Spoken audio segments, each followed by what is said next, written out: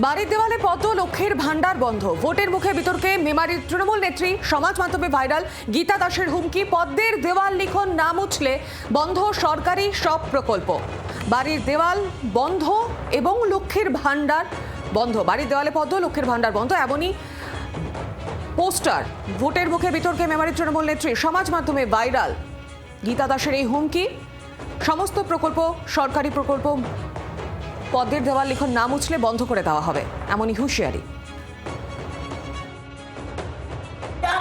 BJP পদ্ম রেখেছে, তাকে গিয়ে বলবো যে তোমার দেয়ালে পদ্ম রেখেছে, তোমার বাড়ির লোক ভাই লক্ষ্মীর ভান্ডার নেয় না, বিনা পয়সা রেশন খায় না, তোমার দেয়ালে কেন পদ্ম আটকে দিয়েছো?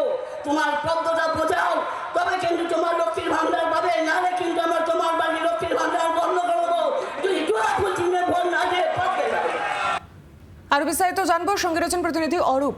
অরূপ, গীতা দাসের যে হুমকি তা ইতিমধ্যে সোশ্যাল মিডিয়ায় ভাইরাল। তিনি বলছেন পদ্মের দেওয়াল না মুছলে সব সরকারি প্রকল্প বন্ধ করে দেওয়া হবে।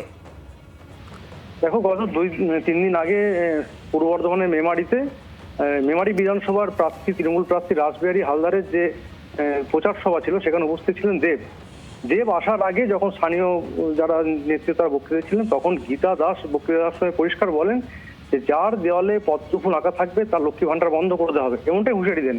এবং পাশাপাশি এটাও বলেন যদি পদ্মফুল আমরা না মোছেন তাহলে কিন্তু তার লক্ষ্মী ভান্ডার বন্ধ করে দেবে। অর্থাৎ পদ্মফুল আঁকা চিহ্ন যার দেওয়ালে থাকবে সেই মালিক বা যারা সেই বাড়ির পরিবারের সদস্য, তাদেরকেই পদ্মফুলের চিহ্ন মুছে দিতে হবে। অর্থাৎ তিনি পরিষ্কার জানিয়ে দেন, না হলে কিন্তু তার লক্ষ্মী ভান্ডার বন্ধ করে দেওয়া হবে।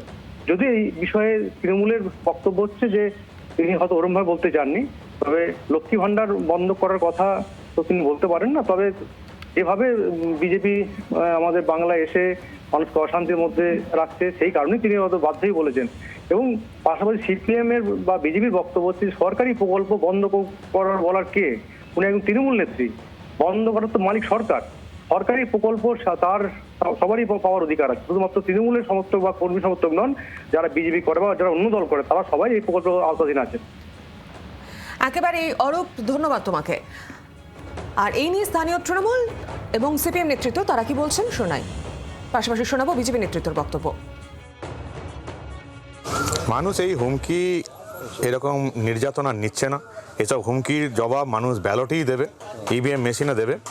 মানুষ কিন্তু এরকম হুমকিগুলো আর পছন্দ করছে না, তারা জেনে গেছে এবার তৃণমূলকে সরাতেই হবে, এই চোর দুর্নীতিবাজ তোষণরাজ সরকারটাকে হটাতেই হবে। ফলে যে সমস্ত তৃণমূল নেতা নেত্রীরা এখনও হুমকি দিয়ে যাচ্ছেন তারা একটু সাবধান হয়ে যান, কারণ এরপরে সরকার তো পাল্টে যাবে, ফলে মানুষই তাদেরকে দেখে নেবে। এটা নিয়ে বলার তো তেমন কিছু নেই, এটা এক ধরনের রাজনৈতিক নির্বুদ্ধিতা এবং এক ধরনের গণতন্ত্রের উপর হুমকি। তিনি বুঝে বলেছেন না বুঝে বলেছেন সেটাও বিচারচার্য বিষয়। তবে এই বিষয়ে সত্যি কথা বলতে তৃণমূল হয়তো দেয়ালের লিখনই পড়ছেন এবং সেই কারণেই এই ধরনের বিভ্রান্তিকর মন্তব্য করছেন।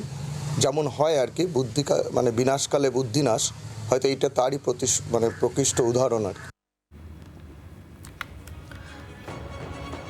বাড়ির দেওয়ালে পদ্ম লক্ষ্মীর ভান্ডার বন্ধ, ভোটের মুখে বিতর্কে জড়ালেন মেমারির তৃণমূল নেত্রী, সমাজ মাধ্যমে ভাইরাল। এবং গীতা দাস তৃণমূল নেত্রী, তার হুমকি পদ্মের দেওয়াল লিখন মুছতে হবে, আর যদি না মোছা হয় তাহলে সব সরকারি প্রকল্প বন্ধ করে দেওয়া হবে, এমনই হুঁশিয়ারি বলা যায় গীতা দাসের গলায়। হুমকি পদ্মের দেওয়াল লিখন না মুছলে সব রকমের সরকারি প্রকল্প বন্ধ করে দেওয়া হবে। ভোটের মুখে ফের বিতর্কিত মন্তব্য করে বসলেন মেমারির তৃণমূল নেত্রী গীতা দাস, তার এই কথা সমাজ মাধ্যমে ভাইরাল।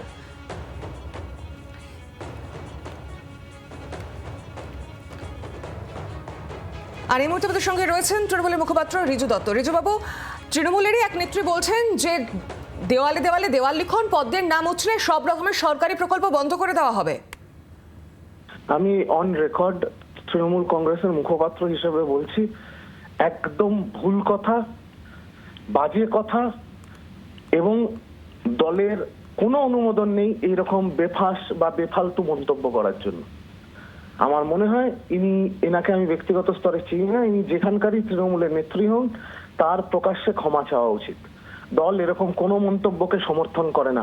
লক্ষ্মীর ভান্ডার আমাদের বাংলার মা বোনেদের সক্ষম করার প্রকল্প, বাংলার মা বোনেদের নিজেদের পায়ে দাঁড়ানো শিখিয়েছে লক্ষ্মীর ভান্ডারের মতো প্রকল্প। এই প্রকল্প যতদিন তৃণমূল কংগ্রেস আছে ততদিন এই ভারতবর্ষে বিশ্ব ব্রহ্মাণ্ডে কারোর ক্ষমতা নিয়ে এটাকে বন্ধ করে দেওয়া।